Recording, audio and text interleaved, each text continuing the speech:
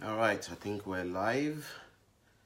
Yep, I think we're live. All right, guys. So I just want to wish you guys a very happy new year. Um, you know what? Actually, when people say, "I wish you a happy new year," it in what context? So, because when you think about it, there's a heck of a lot of things that you need to factor in to that year, and I believe if you have to break them down, I guess you have to look at your health, you have to look at your mental stability, you have to look at your relationships, you have to look at your finances, you have to look at your career, you have to look at your spiritual life. So I guess when people wish you a happy new year, I guess they wish you happiness in every one of those areas. So in breaking that down, I wish you all a happy new year. But I would have to be honest with you as well. The people who are able to grab the best out of a situation are always the people who are prepared for that situation. And the question is, are you prepared for 2019? Most of us would have been in church yesterday, and at church we would have been overly motivated, inspired, and fired up for the year. We would have been told that it will be a year of multiple increase or financial blessing or whatever would have been said. They would have prayed for us, would have all said amen to all of that, and then we'll probably still be fired up by now. But come come February, March, April, most of us are back. Well, most of us are back to reality, and we're back to the fact that nothing's actually happening. And the question you gotta ask yourself, and that's why I keep telling people every single time. I tend not to go to church on the last day before the new year. I like to stay in my house and just pray to God. That's what I like to do, and just have that personal one-to-one again into the new year. I don't like the crowd. I just want to have that personal time. But this time around I went, and I enjoyed it. It was great. But I have to be honest with you, I felt there was something missing, so I didn't stay the whole night. I just left after the New Year celebration, and then I just came home, got on my knees and started praying. And I just needed to make sure that between me and God, we're entering 2019, and we have things sorted out. You know, I present my plans, all the hard work I've done for how 2019 will be an amazing year. And I present it to God, and I say, hey, Happy New Year, Ernest. And I present it to God, and I say, hey, is this okay? If it's not okay, show me the right part, you know? And that's how I do it. Okay, so I'm just going to sit down. So now let's think about it in this context. We have to be realistic with ourselves. And when I say realistic with ourselves, what is the current market like? In 2018, I told all of my candidates, I said, we need to focus on focus on being digitally savvy. We need to make sure that we have all the skills required for us to be able to go into that market and be the preferred choice. Even though there are people out there with 10, 20 years experience, we will be the preferred choice. We made sure that our candidates were prepared for GDPR. We made sure that they were data-driven. You know, we identified exactly what will be the key drivers for 2018, and we made sure our candidates were prepared for it. So it's a bit hot in here, so I tend to sweat a lot. So it's the heat and stuff, so I apologize. So, and I think I'll just open the window at some point. So basically, I'm sitting, and we prepared our candidates, and we saw success stories that totally blew us away. For the first time ever, we hit the target of 44 success stories in a month. 44 people getting a job in a month. Someone messaged me the other day and said, oh, I thought that was 44 people getting a job in a year. I said, no, sorry. I'll come back to that one. Let me just, before I go there. So we had 44 people that got jobs in a month. That was a record. That was a record breaking. Last year, the year before that, it was 30. Now we hit 44. So we're doing something right. And we maintained that all the way through. It was always between 30 to 40 or whatever it is, you know. But in December 2018, it was amazing. 47 people secured jobs. And they weren't just ordinary jobs. They were jobs that basically we have been preparing our candidates for in 2019. So our candidates were securing jobs related to artificial intelligence, roles related to GDPR, roles related to business intelligence, roles related to product management, product ownership, Scrum Master. Those were the kind of jobs that people were getting. So while somebody will be sitting down right now and saying that I am going to do this, my guys are already prepared for that. And they will probably start reaping the benefits in January, February, March. And that's why I felt the moment we hit 47 success stories, my eyes is now on 50. You know, if we broke a record, last year was 30. The year before last year was 30.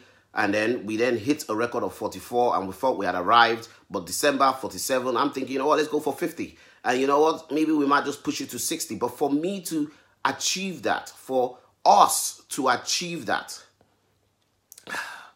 it requires us to be prepared.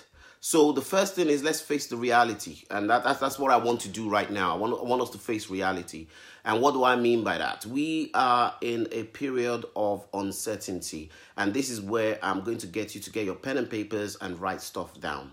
We are in a period of serious uncertainty. 2019, whoever told you that 2019 is going to be an amazing year is absolutely correct. But it is also going to be a terrible year for a lot of people. Why? It's going to be a terrible year for people who are not prepared. It's going to be a terrible year for people who did not see the signs and did not prepare for it. So it's like a moment of famine. When you hear that there's famine coming, you start to prepare. But if you don't prepare, then you will suffer the consequences of it. So, and this is me being real with you. So, unfortunately, you're not going to hear me say, oh, by the special grace of God, 2019 is going to be this. No, I'm going to tell you that, look, if you do A, B, C, D, E, 2019 is going to be an amazing year for you. If you don't do it, 2019 is going to be a terrible year for you. And it's important for you to be realistic with yourself and just face the truth. So, what am I trying to say? It is a period of uncertainty. All you have to do is switch on the news and you see it. But you know what? Forget about switching on the news. Go and do your own research and do your own homework. Okay? First of all, what happened in 2018? 2018 started to materialize for those who were prepared for the digital age and those who were not. Companies have been screaming digital transformation for the past 6-7 years. It fully matured last year.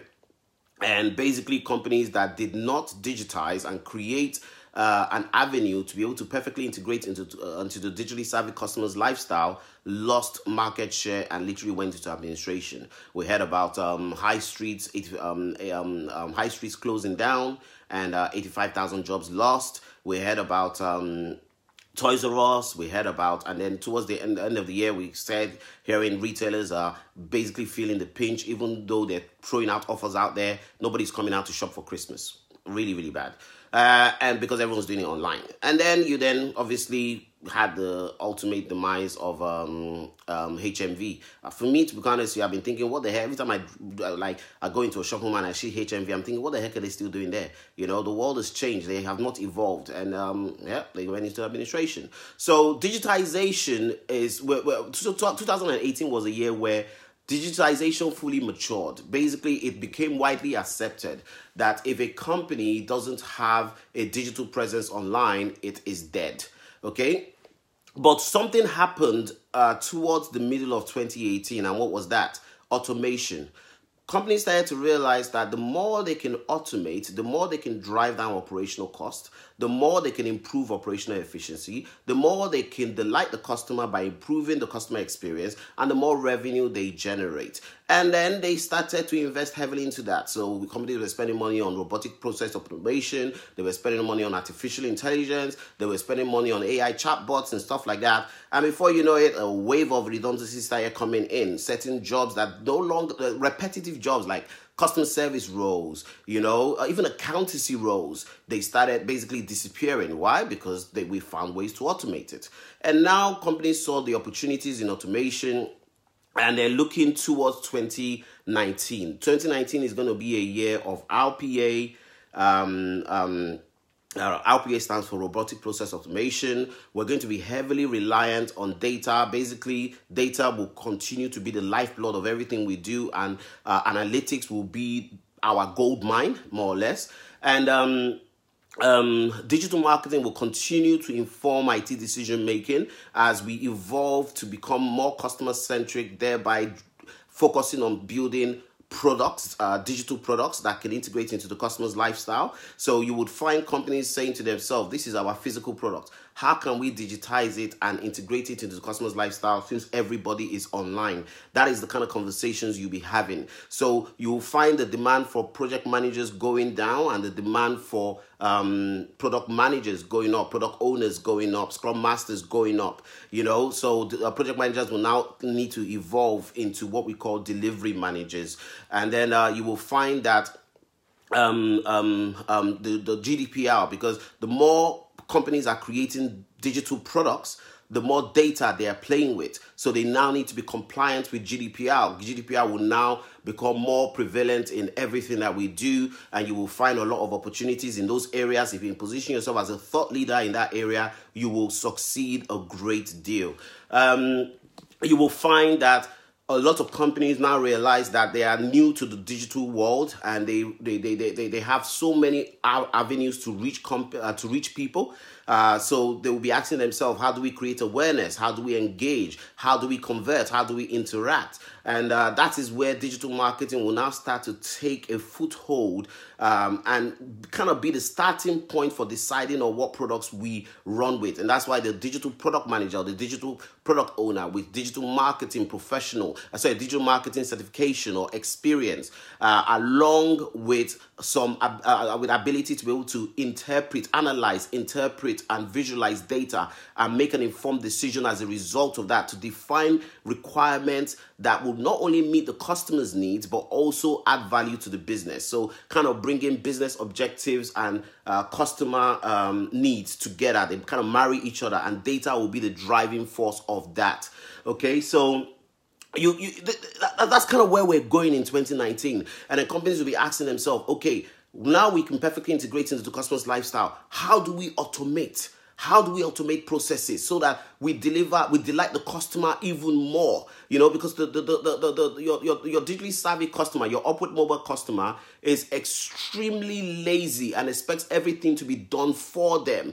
These days, I don't even want to enter my username and password to log in. I just want to press a button and you log in. I just want to use my Face ID and then I've logged into it. So you will find companies really tapping into technologies that can improve the customer experience, and looking at ways to automate processes as well. So there's something that Amazon has kind of led the way in. Yes, I've been ordering a lot of stuff for something I'm doing. And then they delivered one of this. I ordered two stuff. They delivered one. And I just went to Amazon chat. I actually didn't want to speak to anybody. I just went to Amazon chat. And I realized that basically everything was sorted out. Through a bot. I was speaking to a robot all the way through. And then when I realized I needed to speak to somebody, then I was transferred to somebody. And I'll just thought to myself, oh my God, do you know how efficient that is? First of all, they don't need to have that many customer service people. Things can be sorted out ASAP. It was asking me what was my order. I selected this. It says which part of this order. And it was just bringing everything out. So it was fully integrated. I was thinking, my goodness, this is the power of AI. Chatbots and basically having access to your entire inventory. I thought, okay, this is getting scary. But where am I going with all this? It's pretty simple. Brexit, if you look at the UK, Brexit is a very scary thing for everybody. So if I'm a company, what will I be looking at doing? I'll be looking at automating the living daylight out of my entire business.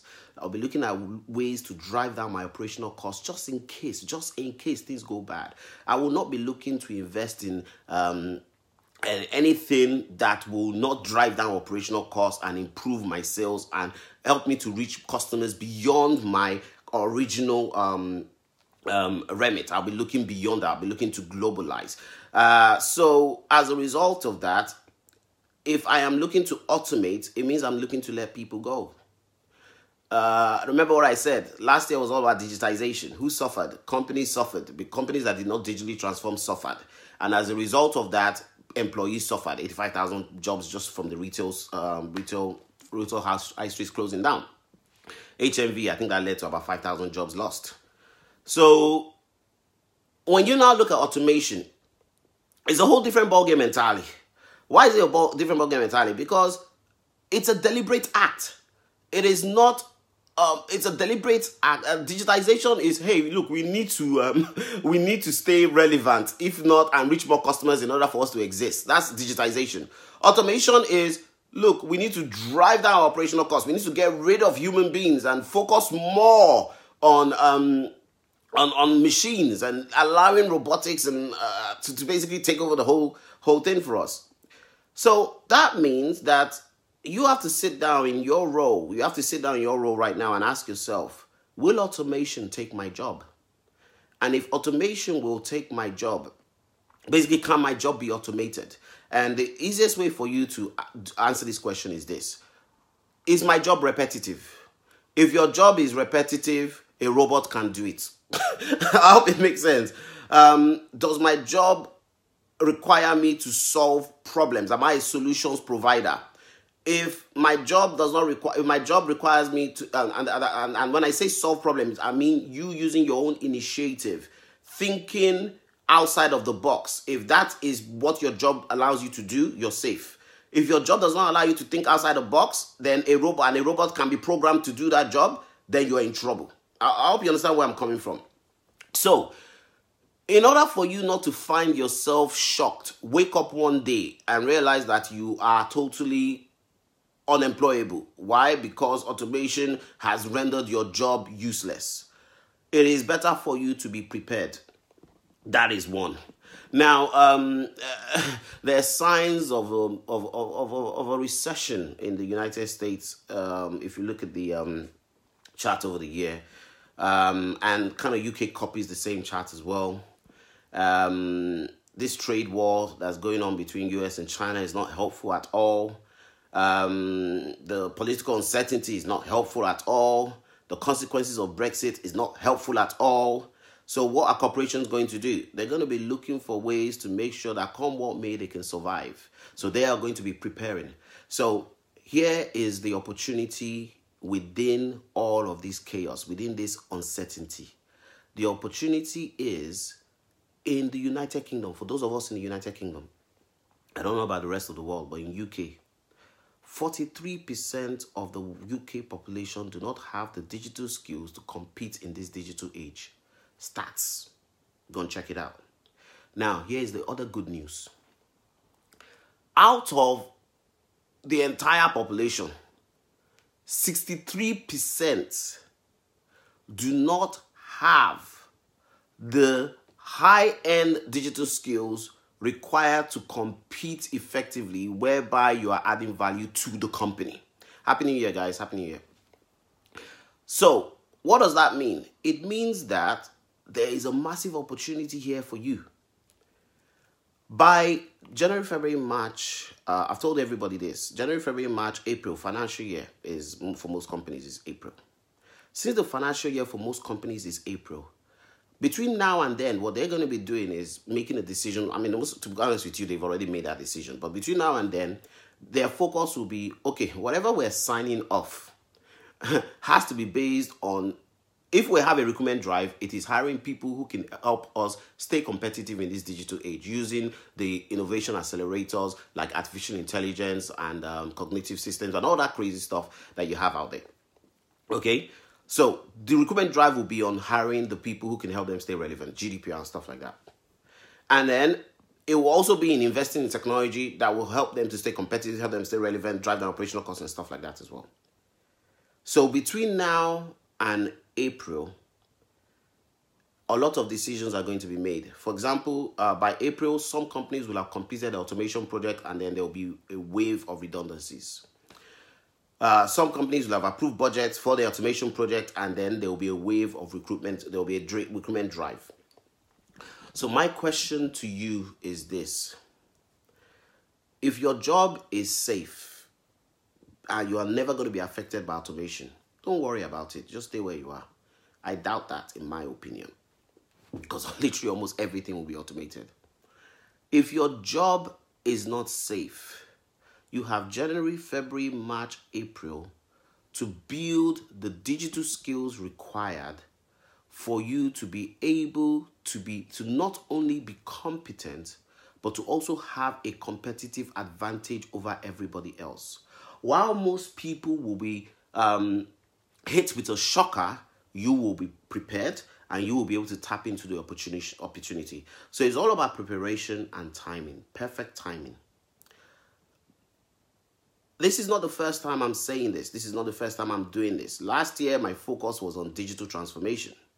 And those who listen to me, those who follow through with what we did, have the success stories to share.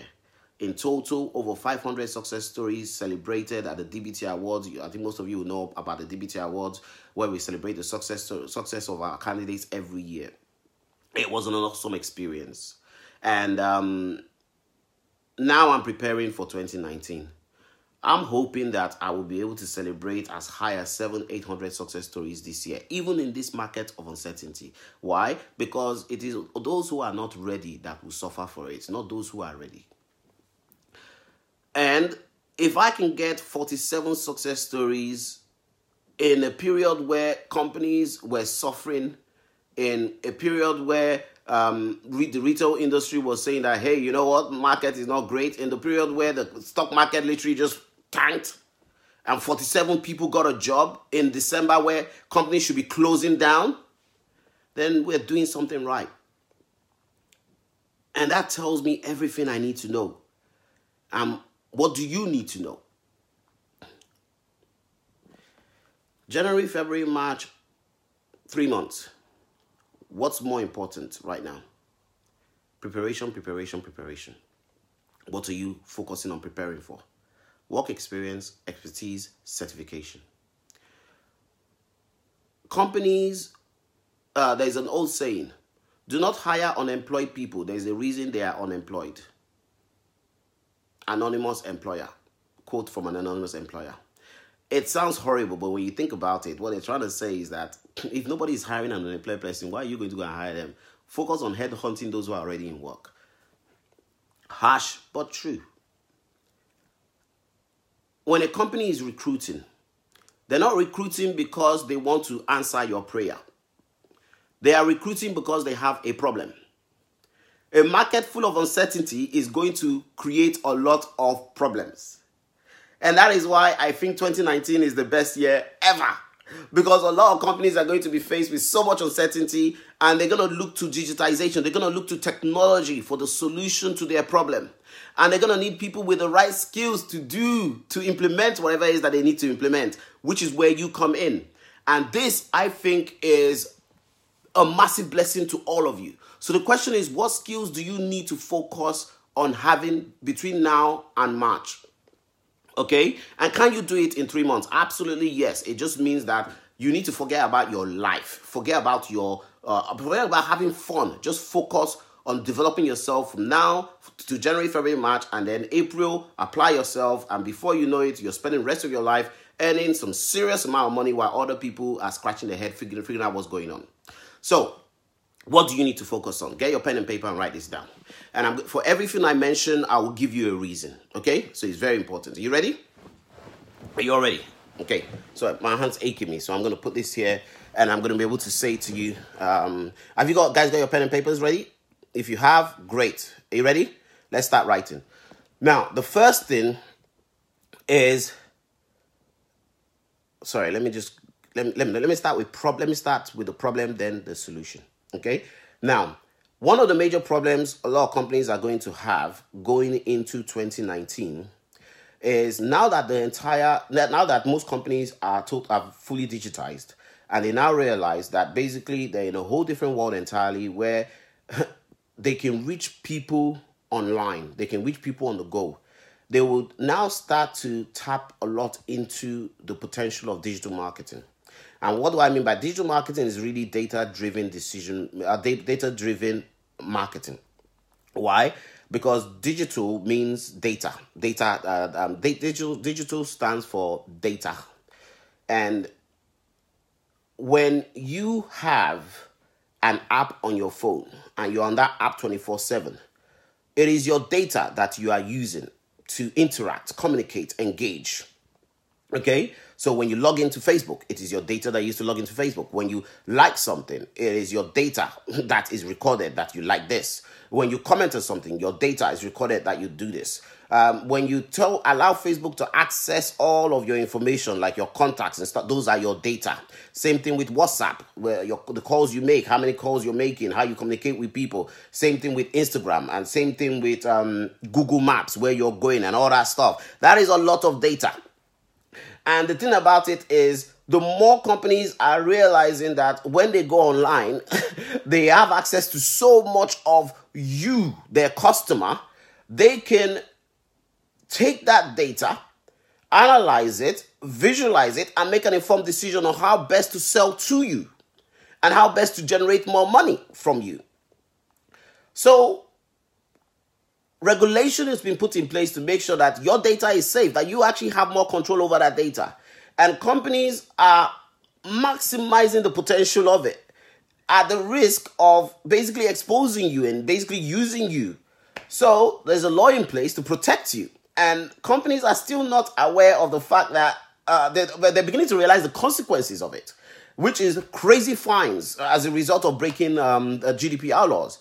So that means that companies are going to start placing high value on people who have GDPR expertise. Last year, it was a wave. It was absolutely crazy. Yes, our candidates got jobs. Someone got as high as $850 per day. It was fantastic. And then it died down for a while because everyone thought they had achieved all the companies thought they had achieved what they wanted to achieve. And then all of a sudden, the fines started coming out all over again. And the companies are, the regulation body is a lot more serious about it. And companies now realize that, look, we can't, any product that we're building. Now, I'm going to come to the product side of things. When we talk about product, we're talking about digital products, right?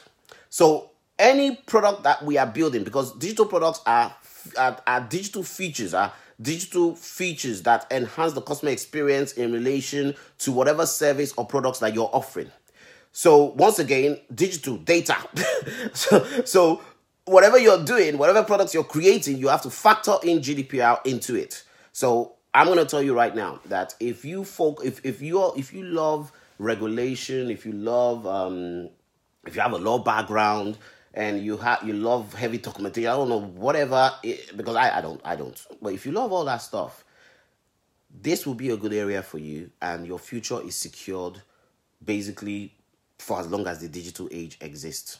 And it doesn't matter whether the country is in a recession or is not in a recession, they need to be compliant, whether they like it or not, because nobody wants the fines. So what does that mean? It means that GDPR is something you should add to your resume. What do you need? You need experience, you need expertise, and you need qualification in those areas. Okay?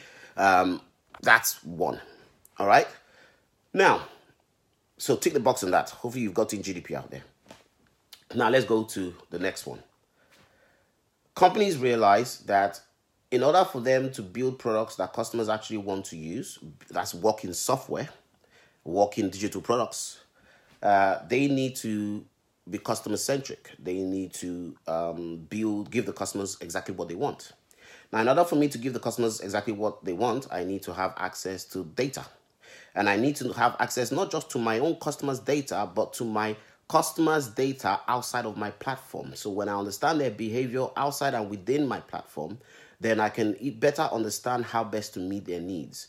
So once again, GDPR. But then here is where the data scientist, the data analyst, the business intelligence analyst, the data stroke business analyst comes into play. Data is going to be the lifeblood of every business, and analytics, business intelligence will be the one area that companies will look to in terms of making an informed decision. Very rarely would you see people come and sit down and start brainstorming about what we should do next. What will happen is that they will come together and they will put the data there and say, what does the data tell us about what we should do next? I hope it makes sense. So whether you are what is the definition of a business analyst? A business analyst justifies, translates, and communicates. Justifies why we should do something, translates it from business requirements to technical requirements, communicates it back and forth.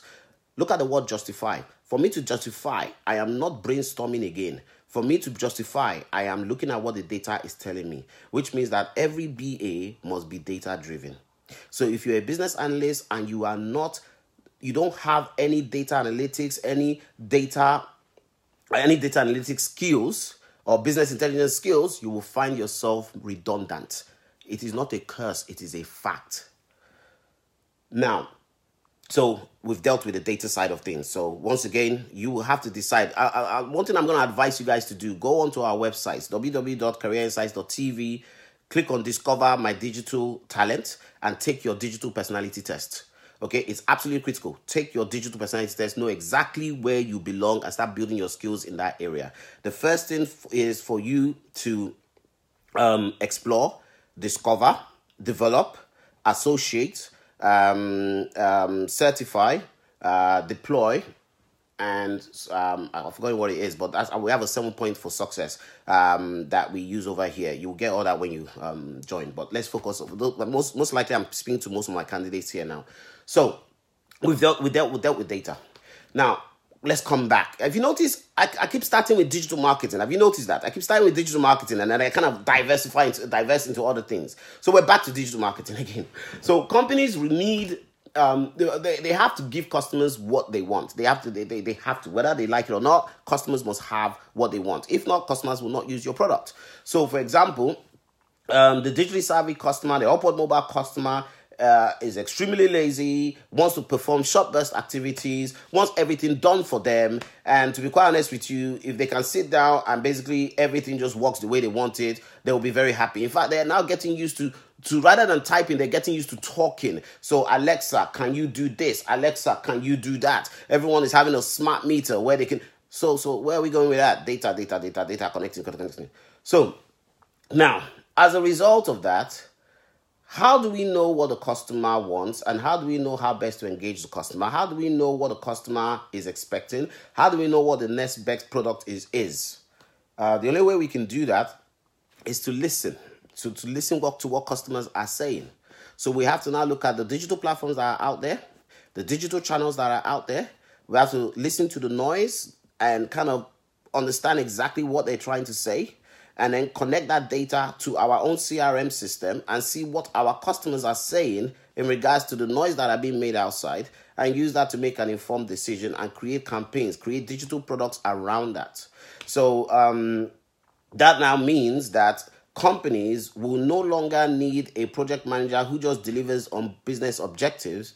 They would need more of a product manager. And to be quite honest with you, that's been going on for quite a while now. So I think this year was kind of the birth of the product manager, product owner.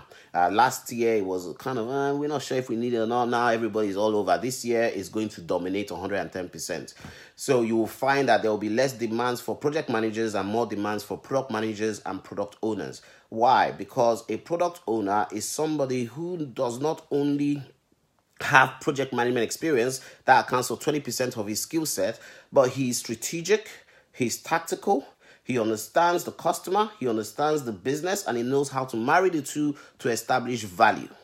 And he will need to work in a cross-functional team. He will need to work with marketing, with business team, with innovation team, with finance team, with the user experience team, with the technology team, in order to be able to create products that customers actually want to use, products that actually create value for the business and for the customer.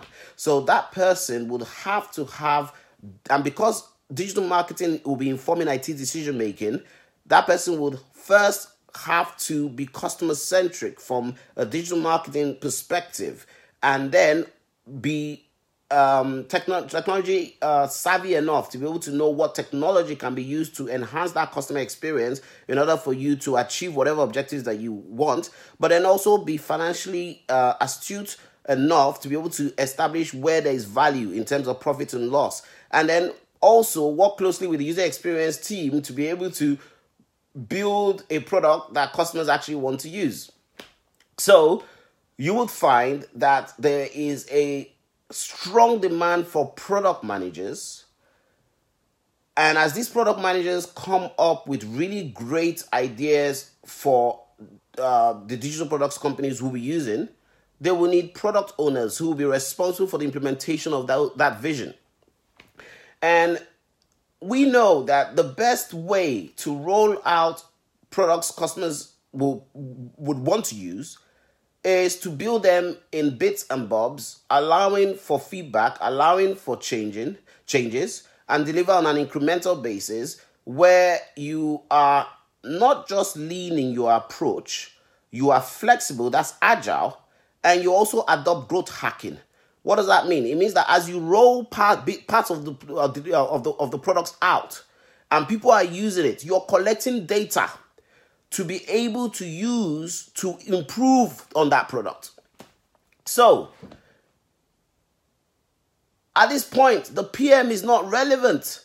What has the project manager got to deliver at this point? I'll need to position that project manager as a delivery manager. I go and be responsible for delivering, making sure that the products are rolled out.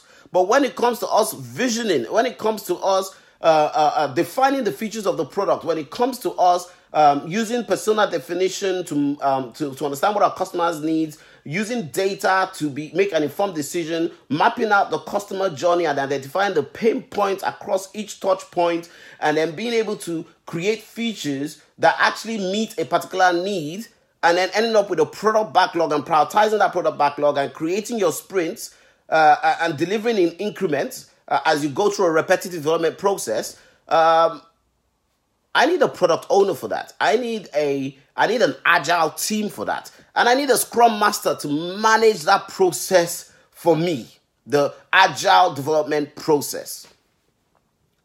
So, straight away, what jobs should you be preparing yourself for?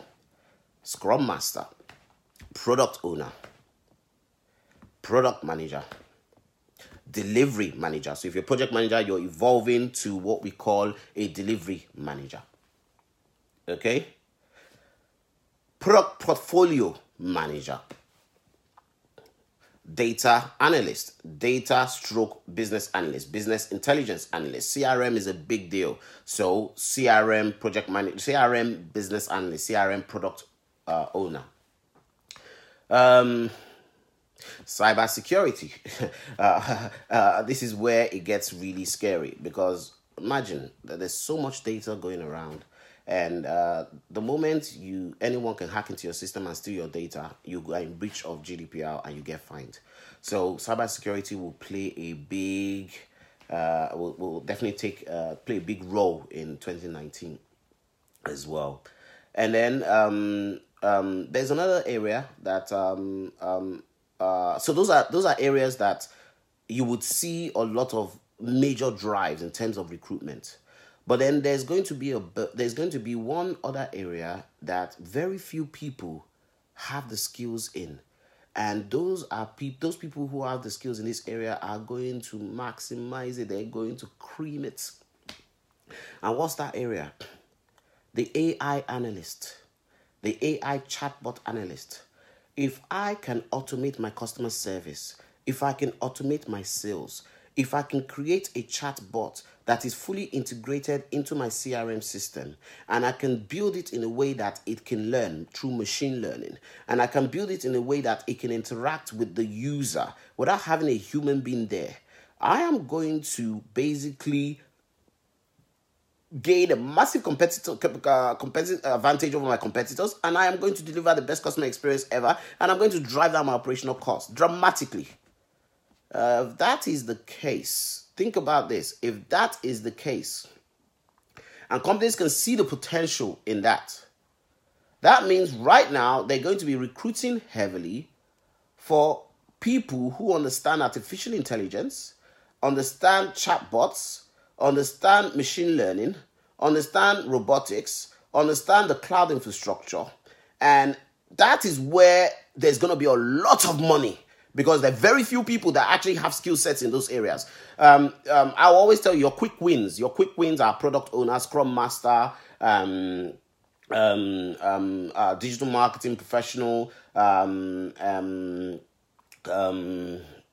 data business and data-driven business. Those are your quick wins, okay? I will encourage you to get those. But where you want to position yourself for success for the next 5-10 years is AI, artificial intelligence, is robotics, and all of those areas. And right now, companies are going to be exploring, we're going to find people who can analyze the requirements for creating an AI chatbot extremely attractive. So how do you create? So most of them are using Google Dialogflow. So being able to master that would be a massive advantage. So as a BA, for example, if you're a data-driven BA and then you now go and master how to analyze requirements for creating an AI chatbot, oh my God, your life is you're like made. You'll be demanding around 850, 900, close to £1,000 a day. These things sound like a joke, yeah. But the only reason they sound like a joke to a lot of people, or they sound like yeah right to a lot of people, is that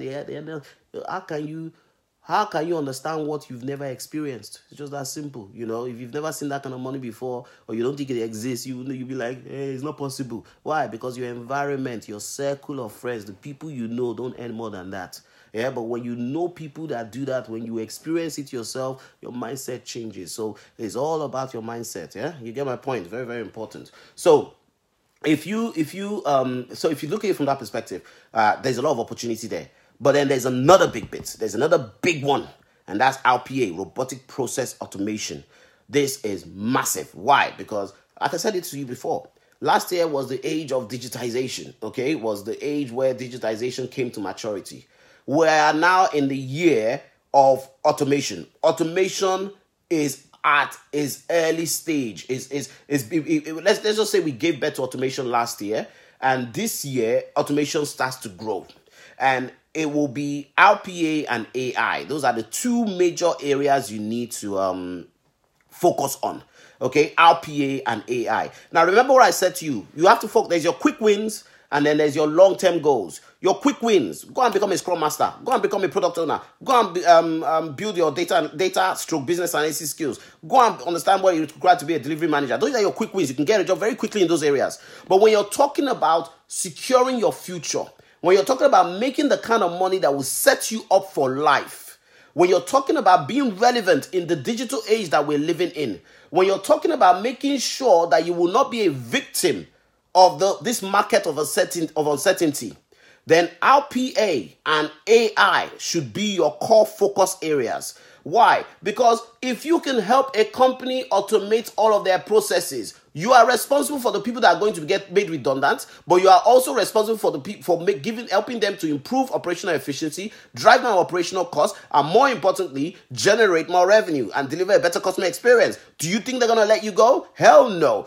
Even if that contract ends, what you have done in that company is experience, is enough experience for you to go to another company and do the same thing there. And there are many companies that are focusing on that for the next 5 to 10 years. They've already said that by 2025, 40% of jobs will be automated. 40%. Do you understand what that means? So I want to be the one that's responsible for the automation of those jobs, so that I will kill it, I'll maximize it, okay? Make sure I make all the money. And then when they are all redundant, I'll probably made enough money, and I'll be in the market for probably 5 years, 10 years. I've made enough money to be able to sit down and just relax for the rest of my life. So I hope you understand where I'm coming from. I know that maybe it's not what you want to hear. Maybe you finished last night in church and they told you that everything was going to be okay, and you're going to have multiple, triple, quadruple, exponential blessing. That's absolutely bullshit if you're not going to do anything about it between January, February, March. I promise you. Okay? But if you do something about it, then everything they said in church would happen for you. I hope you get where I'm coming from. So what you need, once you have been motivated and encouraged, the next thing you need to do is you need to have a plan, and you need to have a strategy. And once you can follow through with that plan and that strategy, then you're fine. My philosophy is always aim for 100%. When you aim for 100%, even if you get 50%, it's still a pass mark. So always aim for 200%. Why? Because worst case scenario, you may get 70% or actually 100%. So don't just take what I'm saying and say, I'm just going to do 1% of it. Maybe if it works. That's daft. Does that make sense? That's really daft. You got to take everything I'm saying and aim for 200%. So that worst case scenario, you get 100%. Why? Because if you aim for 100%, even if you get 50%, it's a pass mark. So if 50% is a pass mark, why don't you aim for 200%? I hope that makes sense. I hope it really makes sense, you know. So if you can do that, I think you'll be perfectly fine, in my opinion. And like I said, I do these videos every single year. And every single year, so at the end of the year, we have success stories to show for it. So I've done this for the sake of having success stories to show for it at the end of 2019. It would either, so it's one of two things. You will either be reading the success stories all throughout the year and doing nothing about it, or it will be your success story that they will be reading. It's one of the two, okay? So, recap on what you need to do. We are in a market of uncertainty. The opportunity is that there is a massive digital skill gap. That is the opportunity. In 2019, companies will be focusing on automation a lot more and artificial intelligence. And they will be focusing more on being customer-centric, which means that digital marketing would inform IT decision-making. And that now drives the needs for product owners, for product managers, for scrum masters to be able to build in bits and bobs and deliver on an incremental basis. And the need for delivery managers.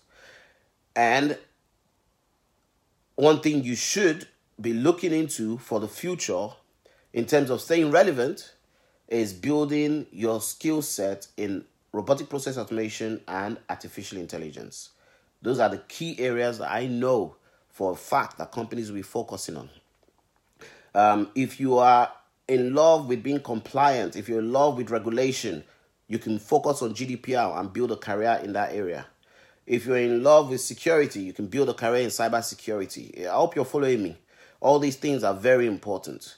My recommendation, please, for people you love, for people you care about, don't keep this information to yourself.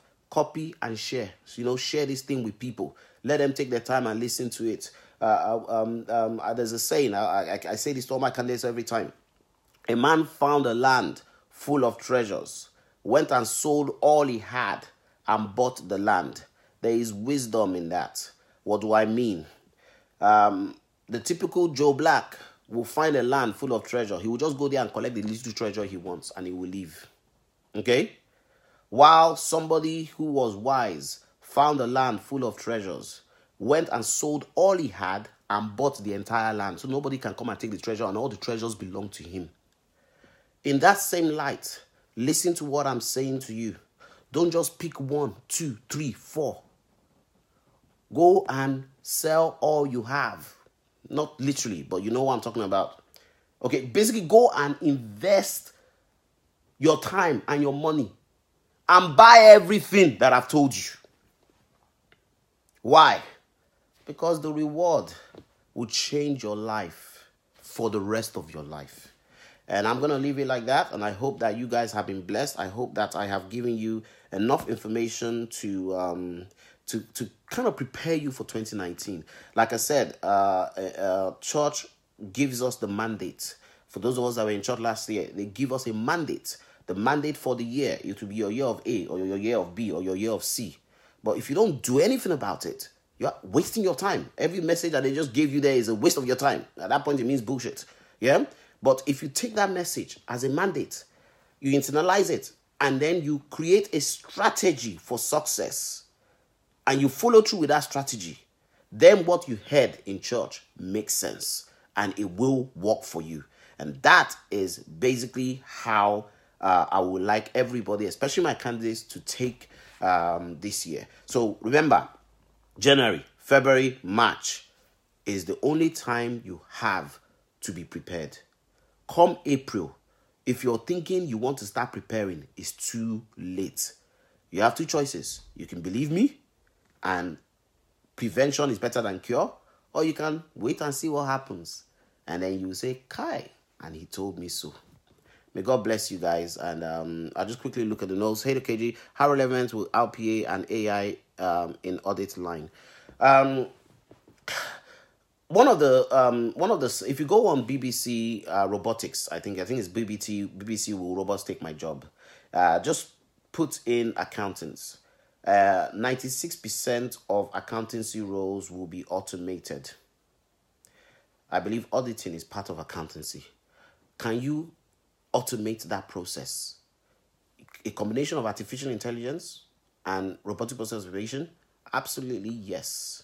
So look, I don't care what industry you're in. I don't care what area of specialty you're in. Digitize. You are living in a digital economy. The digital economy grew 2 times faster than any other industry and is still growing. It is going to be the lifesaver of countries. The only reason Africa is emerging right now as a fast-growing economy is as a result of digitization. I don't know if you noticed about early last year, November, America sent a message to Africa and said, choose one. Choose us or choose Russia and China. You can't have both. I'm like, excuse my language. Fuck off. Yep. Now, you've been giving us stupid aid, using our head, deceiving us all these years, giving us all this crap stuff, and we've not benefited from it. We don't need your aid. We don't need it. It's a fraud. And then China comes in, gives us an iPhone version of gives us a smartphone that does the same thing an iPhone does and is a tenth of the price. Enable the entire country to mobilize and become upward mobile and digitally savvy. And as a result of it, it has created opportunities for us. The internet has exposed us to so much. Digitization has literally transformed the Afrobeat industry. People have jobs today because of Uber. Because now the taxi business has been digitized. Now China is giving us access to their technology and working closely with us. And you're telling us to choose between you and China? Are you having a laugh? That's not going to happen. And therein lies the problem. We have new world superpowers that are disrupting the Western way of doing things and shifting a Western thriving economy to new areas that never existed. Go and do your research. Africa and Asia are set to be the largest, fastest growing economies because of a massive rise in middle class. People are beginning to make a living as a result of digitization. So, you want my opinion? I don't care what industry you're in. Go and get yourself digitally savvy. Because if you don't, it will take your job. I don't know if that makes any sense. All right? Yeah, okay. So, yes, so now let's look at it. Auditing involves some form of human judgment. So no doubt about it. But there is an element of it we can automate. You will find that you will be going to work with a machine. Your life will be, your colleague will be a robot, is what I'm trying to explain to you. And once again, go and do your research on it. So we still need that human element. There's no doubt about it. Just like when I called Amazon and at the end of the day, after the robot had done all the things it needed to do, it transferred me to exactly who could help me.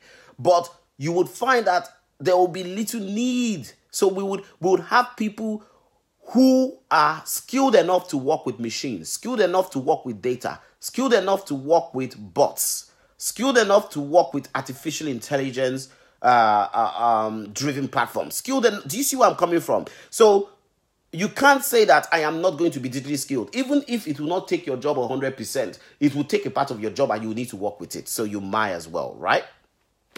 I hope that makes sense. I'm just trying to see this. Look at your answer. Sorry. Okay.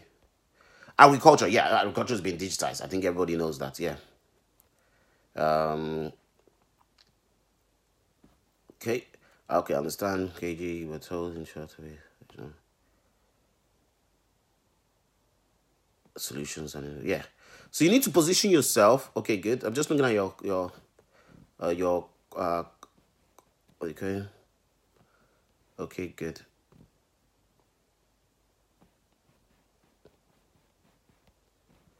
So just want to see if there's any questions I need to answer quickly. All right, so guys, let's round up with this because I'm supposed to be somewhere. Position yourself as a digital solutions provider. Do not be that person who is looking for work. Nobody would employ somebody who is looking for work. I know it sounds really weird, but remember the phrase I said earlier? Do not employ unemployed people. There's a reason they are unemployed. Employ solution providers. When you are a solution provider, you are an asset to people who have problems. The only reason companies recruit is because they want a solution to their problem. So be a solution provider. When you're a solution provider, you don't need to beg for the job will beg for you. When you are looking for work, as an unemployed person looking for work, or as an employee looking for work who is not a solution provider, you will be praying and begging that the job will be yours, and it will not be yours. I hope you understand. Yeah, there is a time for everything under the sun. January, February, March is a time for preparation. April is a time for implementation. Please do not be the person who is preparing in April. You should be implementing. And I would end with that and hope to God that you will have a success story to share by the end of before the end of 2019. You have multiple success stories to share as a result of applying yourself. Sorry. I'm just trying to read this question. Why is it not coming up? 1 second. Sorry, I don't know how to click on it because every time I click on it, it's not. Okay, what can our younger generation do who are in university studying traditional degrees? Okay, I'm trying to click on more, but it's not allowing me to. So I'm going to have to just guess what you're saying there. But in regards to what you're just saying, you want me to be honest with you? Okay, I'm going to tell you my story, and I'm hoping that will help you. I went to uni, started a degree in electronic engineering. Within that year, I got straight A's. I smacked it. It was very easy. But what I like to do, I like to start with the end in mind. That's what I would advise you to do. So Joshua, start with the end in mind. And you see, when I looked at the end of me finishing this degree and the career opportunities, I didn't enjoy it. One, I didn't see myself as an electronic engineer. That's what my dad wanted, and I didn't see the career prospects, and I had no passion for it. And so at the end of that year, I changed to computer science. Best decision I ever made. Look at where I am today. I can't complain, And that was because at that point, I saw the relevance of computers. I saw the relevance of the internet. And I saw the potential value it will create. So my advice to you is, why are you going to spend the next 2 to 3 years studying something that will have no relevance in the next 4 to 5, basically for the rest of your life? It's common sense. Just because you started something doesn't mean you can't stop it if it has no value in your life again. So if your traditional degree, as you put it, does not have relevance for the digital age that we are living in, drop it, take your time, understand exactly what you are naturally passionate about, identify where it applies within the digital space, and build your expertise in that area so you are relevant. Case closed. And if you feel that, you've started, it's too late, then finish it, waste the amount of years that is required to waste, and then go back and start again. It's reality of life. It's I can't sugarcoat it. I hope that makes sense, Joshua. I'm not sure it's what you wanted to hear, but it's the truth. Is that clear? Just I would like to reply from you. I don't know if I'm sorry if I've really hurt your feelings in that respect, but I think if you take what I'm saying on board, it will change your life, and you will thank me for saving you a lot of time. So if whatever degree you're doing right now, if it is relevant for the digital age that we're in, stick to it. If it is not relevant, drop it and stop wasting your time and your life. Because for most of us that even went to university, when we finished, we couldn't even get a job. Why? Because we had knowledge, but we didn't have the experience and the expertise. What counts for my years of experience is wisdom. And what is wisdom? Wisdom is knowing what to do when others don't know what to do. What is that? What does that equate to? That equates to experience. So my advice to you is always try and combine education with experience. Education, experience, knowledge, experience. So knowledge, understanding, wisdom equates to experience. Always try and combine that, and then you have a more secure future, something that you can rely on. I hope you're with me, Joshua, and I hope that helps. So let me see. What can our younger generation do who are university studying graduate degrees? Some of them are in remote parts of Nigeria with limited access. I don't know, man. I don't know. I have very little expertise in that area in terms of helping you.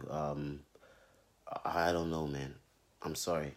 And the reason why I'm saying this is you said remote parts of Nigeria with limited access. So I automatically understand. Actually, no, I'm sorry. I have an answer to your problem. Sorry, Joshua. I have an answer to your problem. Okay, Joshua, let me take my time and explain this to you. First of all, thank God for the digital age we live in. 1. Second of all, thank God for the internet. 2. Thirdly, thank God for affordable mobile smartphones. 3. And if you can't afford one right now, I'm sure that if you save 10, 20K over 3 months or 6 months, you'll be able to buy one. Okay? That's 3. Now, what's my advice to you? Knowledge and an environment for you to be able to apply what you have learnt. So as long as you have internet access, take on everything I've said to you today and start exploring and start learning. There's a lot of free stuff out there. And as you start to learn, as you start to explore, as you start to discover, you can start building your expertise in those areas by applying what you have learnt. And over time, you will find your path. Once you kickstart something, the things align to make it work for you. That will be, I would say, start that first, and then we can take it from there. I hope it makes sense. Okay?